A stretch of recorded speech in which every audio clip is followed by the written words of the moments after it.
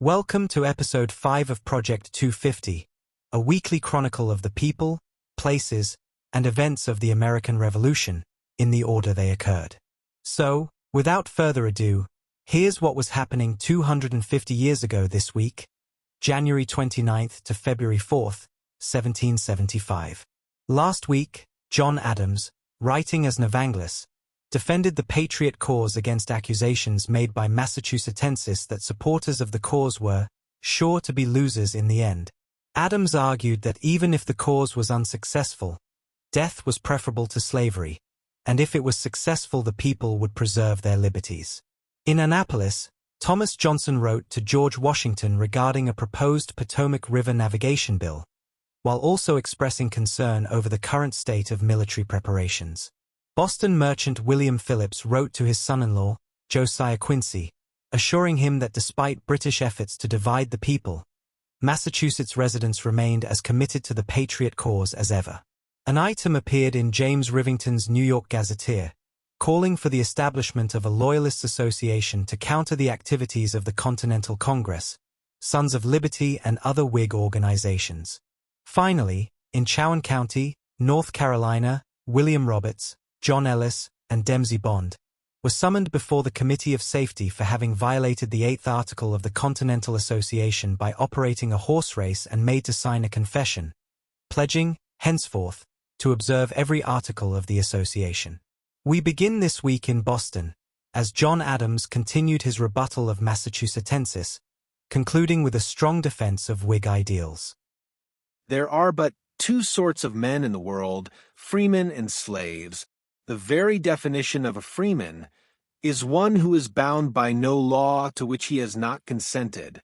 Americans would have no way of giving or withholding their consent to the acts of this Parliament, therefore they would not be freemen. Adams went on to warn that when luxury, effeminacy, and venality reach such extreme levels as they had in England, both voters and elected officials would become utterly corrupt, causing the nation to be crushed by debt and taxes due to their own extravagance and lack of wisdom. In such a case, the people would not just be slaves, but the most wretched kind of slaves, to the worst sort of masters.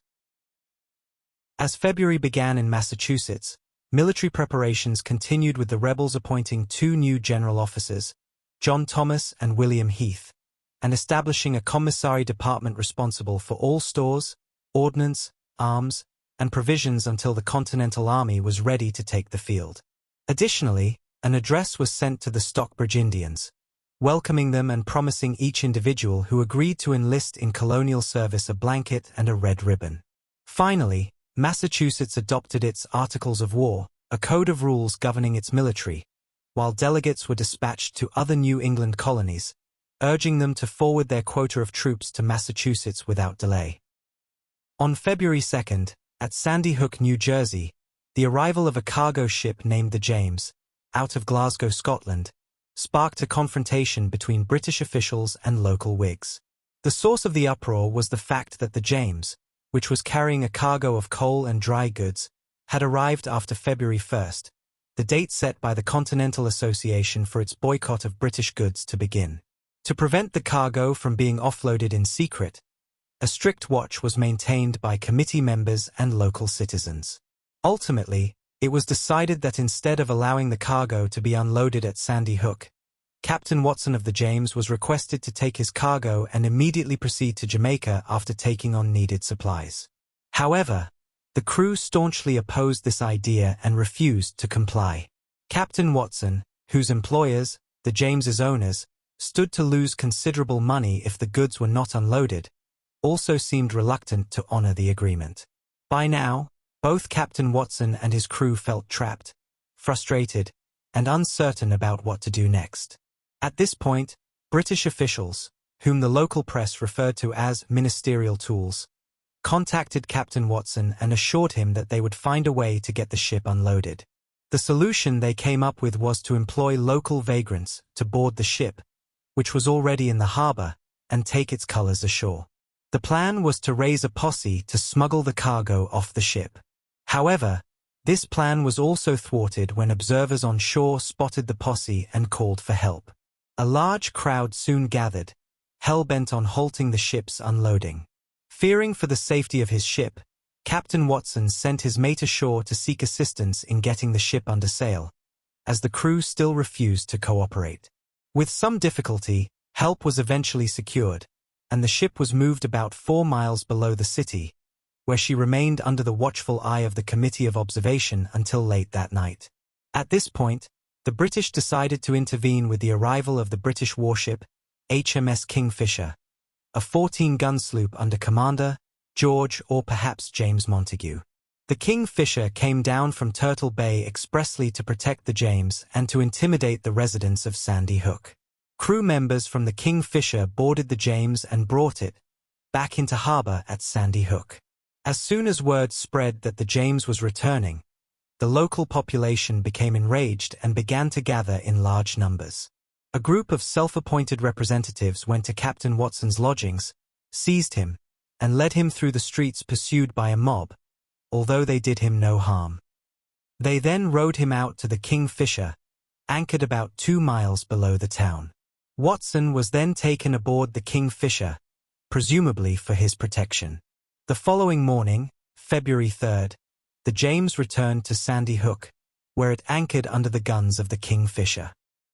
That is where matters stood until Saturday morning, February 4th, when some local townspeople attempted to unmoor the James and put her under sail but were prevented by a lieutenant from Kingfisher who demanded to know if the James had clearance to depart the harbor.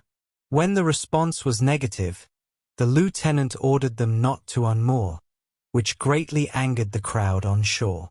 In a display of unity, the townspeople sought out the Kingfisher's skipper, Commander Montague, and demanded to know by what authority he had detained the ship.